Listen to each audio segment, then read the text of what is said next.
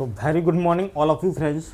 ये रहे आपके हिंदी व्याकरण के जो आपका बहुत ही महत्वपूर्ण टॉपिक है कारक। इससे संबंधित कुछ महत्वपूर्ण प्रश्न हैं। जैसे पहला प्रश्न है, कारक शब्द का अर्थ है। कारक कारक शब्द का अर्थ है। ऑप्शन नंबर ए काम, ऑप्शन नंबर बी कार्य करने वाला, ऑप्शन नंबर सी कार, ऑप्शन नंबर डी अव्यय। तो कारक का अर्थ होता है, तो कारक का अर्थ क्या होता है? करने वाला। कौन सा? ऑप्शन नंबर 20 का राइट आंसर हो जाएगा। करने वाले को क्या बोलते हैं? कारक कहते हैं।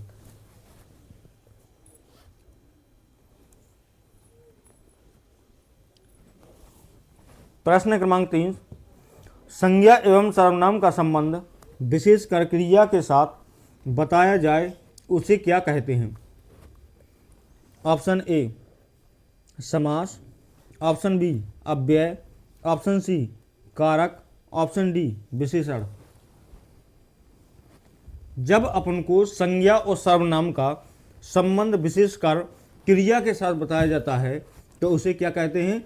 तो कारक कहते हैं। क्या कहते हैं? कारक कहते हैं।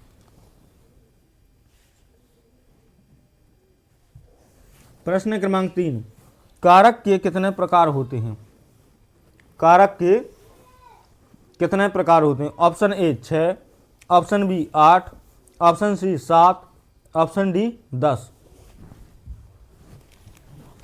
तो देखो कारक कितने होते हैं कि कर्ता कर्म च करणम संप्रदानम तथैव च अपादाने अधिकरणम इत्येहु कार्यकरणी सठा। यानी जित हो गए संस्कृत के 6 और इसमें संबंध और संबोधन छूट जाता तो कितने हो गए? 8। तो ऑप्शन नंबर 20 का राइट आंसर हो जाएगा। कुल कितने कारक होते हैं?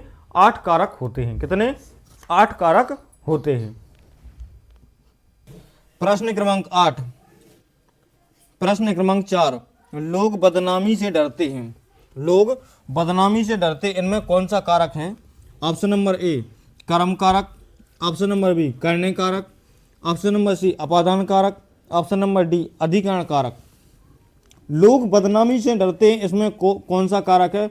लोग बदनामी से, यहाँ पर कौन सी से विभक्ति आई ना, तो से विभक्ति किसकी है? अपादान कारक की है। किसकी है? अपादान कारक की। कौन सा? ऑप्शन नंबर सी इसका राइट आंसर हो जाएगा। कि कौन से कारक की विभक्ति से अपन को पता चलाना कौन सा कारक हो सकता है।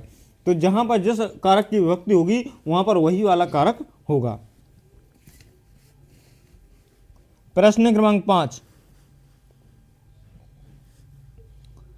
निम्न वाक्यों में से अधिकरण कारक का प्रयोग किस वाक्य में हुआ है? निम्न वाक्यों में से अधिकरण कारक का प्रयोग किस वाक्य में हुआ है? Option number A Ganga Himalaya से निकलती है, ऑप्शन नंबर बी सीता फल खाती है, ऑप्शन नंबर डी भिखारी को भिक्षा दो, ऑप्शन नंबर डी मेज पर पुस्तक रखी है। तो कौन सा अधिकरण कारक? अधिकरण कारक की विभक्ति क्या होती है? में या पर। क्या होती है? में या पर। तो पर, में या पर किस वाक्य में दिखाई दे रही है? तो कौन सा?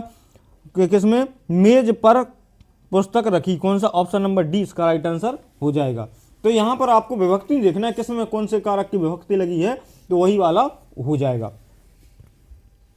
प्रश्न क्रमांक 6, अपादान कारक का प्रयोग किस वाक्य में नहीं हुआ? अपादान कारक का प्रयोग किस वाक्य में नहीं हुआ?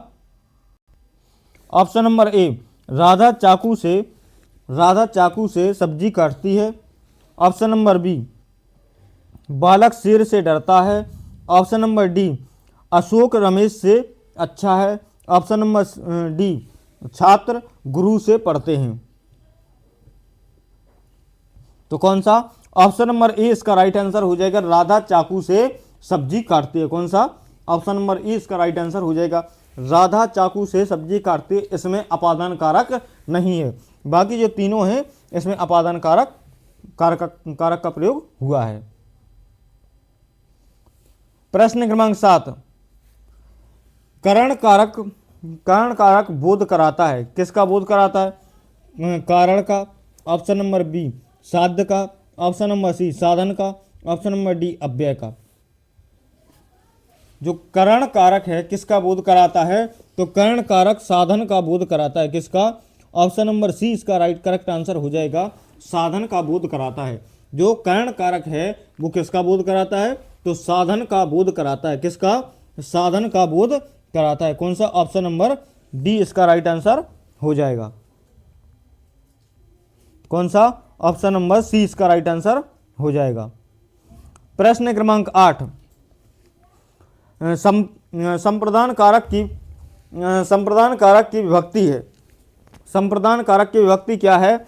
ऑप्शन नंबर ए के लिए, ऑप्शन नंबर डी में या पर, ऑप्शन नंबर सी को या के लिए, ऑप्शन नंबर डी से।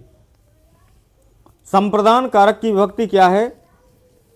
तो ऑप्शन नंबर संप्रदान कारक की विभक्ति क्या है? तो ऑप्शन नंबर सी इसका राइट आंसर हो जाएगा, को या के लिए। को या के लिए। कौन सा? ऑप्शन नंबर सी इसका करेक्ट आंसर हो जाएगा। प्रश्न क्रमांक 9, अधिकरण कारक का प्रयोग किस वाक्य में नहीं हुआ? अधिकरण कारक का प्रयोग किस वाक्य में नहीं हुआ? ऑप्शन नंबर ए परीक्षा मार्च माह में होगी, ऑप्शन नंबर बी पेड़ पर पक्षी बैठे हैं, ऑप्शन नंबर डी पूजा गाड़ी में बैठी है, ऑप्शन नंबर डी राम ने रावण को मारा। राम ने रावण को मारा। तो कौन सा अधिकरण कारक है? किसमें अधिकरण कारक नहीं है? तो ऑप्शन नंबर डी इसका राइट आंसर हो जाएगा, राम ने रावण को मारा। कर्ता ने कर्म को। कौन से इसमें कौन सा?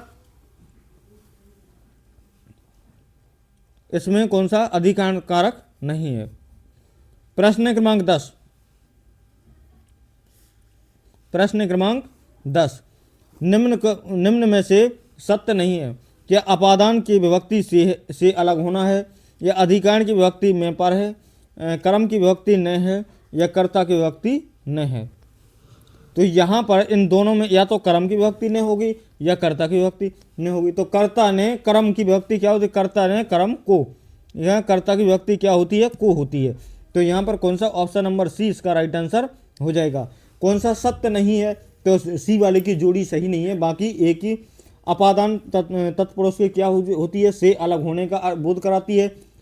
जो अधिकरण की होती है में पर होती है, और जो कर्ता की होती है क्या होती है? न होती है। लेकिन कर्म की क्या होती है? कर्म की न नहीं होती है, बल्कि कर्म की क्या होती है? को। कर्ता ने कर्म को, तो कर्ता की न होती है। कर्म की क्या विभक्ति होती है? को विभक्ति होती है।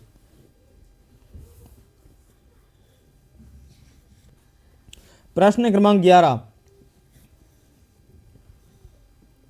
अशोक दूध पीता है।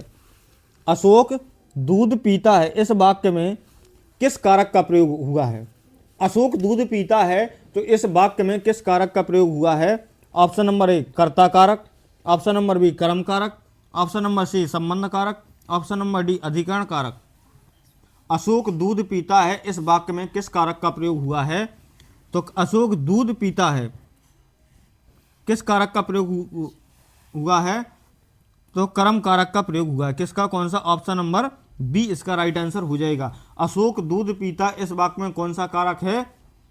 तो कौन सा कारक है? तो कर्म कारक इसका राइट आंसर हो जाएगा। कौन सा? कर्म कारक इसका राइट आंसर हो जाएगा।